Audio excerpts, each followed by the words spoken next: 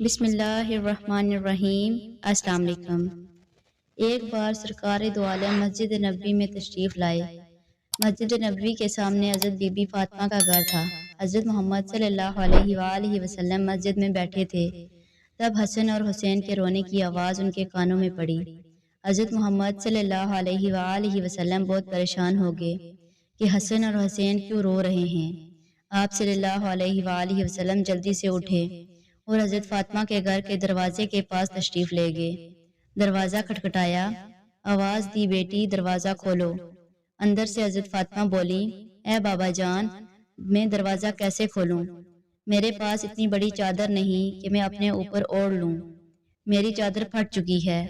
سر ڈھانپتی ہوں تو پاؤں ننگے ہو جاتے ہیں، پاؤں ڈھانپتی ہوں تو سر ننگا ہو جاتا ہے۔ حضرت محمد مصطفیٰ صلی اللہ علیہ وآلہ وسلم نے جب یہ سنا تو اپنی چادر دیوار کے اوپر پھینک دی۔ بی بی فاطمہ نے وہ چادر اٹھا کر اپنے اوپر اوڑھی اور دروازہ کھولا۔ حضرت محمد مصطفیٰ صلی اللہ علیہ وآلہ وسلم نے جب اپنی بیٹی کے چہرے کی طرف دیکھا تو آپ صلی اللہ علیہ وآلہ وسلم بہت پریشان ہو گئے، کیونکہ بی بی فاطمہ کا چہرہ مبارک بالکل پیلا ہو چکا تھا، آنکھوں کے نیچے سیاہ حلقے پڑے تھے اور بہت کمزور نظر آ رہی تھی۔ پیارے نبی صلی اللہ علیہ وآلہ وسلم پوچھنے لگے، اے بیٹی تجھے کیا ہوا ہے؟ حضرت فاطمہ فرمانے لگی، اے بابا جان، مجھے معاف کر دینا، آج آپ کی بیٹی آپ کے استقبال کے لیے دروازے پر نہ آ سکی۔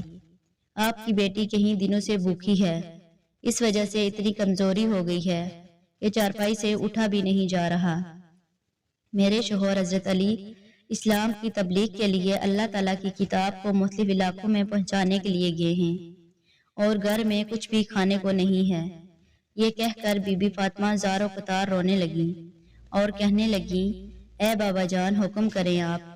محمد مصطفیٰ صلی اللہ علیہ وآلہ وسلم اپنی بیٹی کی بات سن کر زار و قطار رونے لگے اور کہنے لگے، میں مسجد نبوی میں تھا، حسن اور حسین کے رونے کی آواز بہت تیزی سے آ رہی تھی، میرے کانوں میں پڑی، میں پریشان ہو کر آیا ہوں۔ حسن اور حسین کیوں رو رہے ہیں؟ حضرت فاطمہ بولی، اے بابا جان، روئے نہیں تو کیا کریں؟ حسن اور حسین 2 دن سے بھوکے رو رہے ہیں۔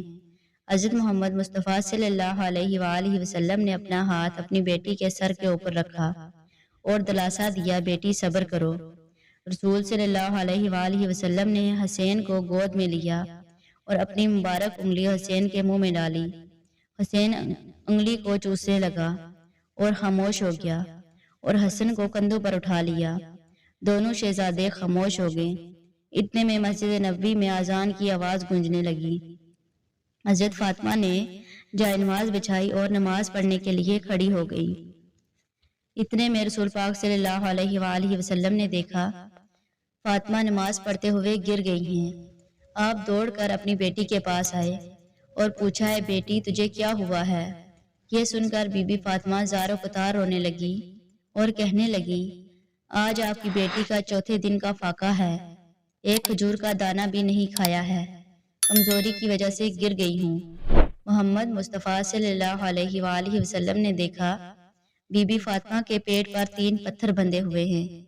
حضرت محمد صلی اللہ علیہ وآلہ وسلم نے پوچھا، بیٹی یہ کیا ہے؟ بی بی فاطمہ فرمانے لگی، اے بابا جان، جب پہلے دن بھوکی تھی، کچھ کھانے کو نہ تھا تو میں نے پتھر کو پیٹ پر باندھ لیا، دوسرے دن بھی کچھ کھانے کو نہ تھا تو میں نے دوسرا پتھر بھی پیٹ پر باندھ لیا، اسی طرح تیسرے دن بھی کچھ کھانے کو نہ تھا تو میں نے تیسرا پتھر بھی پیٹ پر باندھ لیا، اور آج 4تھا دن ہے، آپ کی بیٹی فاقے میں ہے۔ تو حضرت محمد صلی اللہ علیہ وآلہ وسلم نے فرمایا، اے فاطمہ، اپنی جائے نماز کا پلہ اٹھاؤ۔ بی بی فاطمہ نے جب پلہ اٹھایا تو جائے نماز کے نیچے سونے کا ڈھیر لگا ہوا تھا۔ حضرت محمد مصطفیٰ صلی اللہ علیہ وآلہ وسلم نے فرمایا، بیٹی یہاں سے جتنا سونا چاہے اٹھا لو، لیکن یاد رکھنا قیامت کے دن اس کا حساب دینا پڑے گا۔ یہ سن کر بی بی فاطمہ نے سونے کو ہاتھ بھی نہ لگایا اور جائے نماز کا پلہ واپس رکھ دیا اور کہنے لگی، اے بابا جان، مجھے یہ سونا نہیں چاہیے۔ حضرت محمد صلی اللہ علیہ وآلہ وسلم نے اپنی بیٹی کو گلے سے لگایا اور کہنے لگے، اے فاطمہ، تیرا یہ صبر قیامت تک یاد رکھا جائے گا۔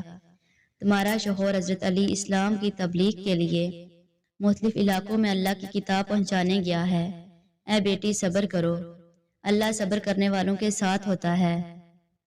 پھر رسول پاک صلی اللہ علیہ وآلہ وسلم نے اپنے پیٹ سے کپڑا ہٹایا تو بی بی فاطمہ نے دیکھا ان کے پیٹ پر 4 پتھر بندھے ہوئے ہیں۔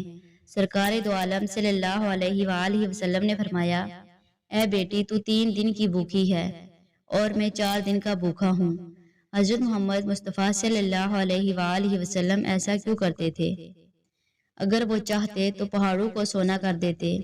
وہ بھوکے کیوں رہتے تھے؟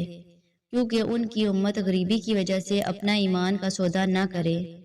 ان کی امت یہ نہ کہے ہمارے نبی نے شان و شوکت سے زندگی گزاری اور ہم غربت میں رہ رہے ہیں۔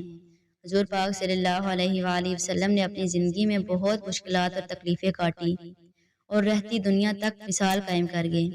اللہ تعالی ہمیں اپنے نبی کے بتائے ہوئے طریقوں پر عمل کرنے کی توفیق دے اور دین کی صحیح سمجھ عطا کرے، آمین۔ ویڈیو اچھی لگے تو شیئر کر دیں اور ہمارے چینل کو سبسکرائب کر دیں۔ ہمارے چینل پر معلوماتی، اسلامی اور تاریخی ویڈیوز اپلوڈ کی جاتی ہیں۔ اگلی ویڈیو تک کے لیے اجازت دیں۔ اللہ حافظ۔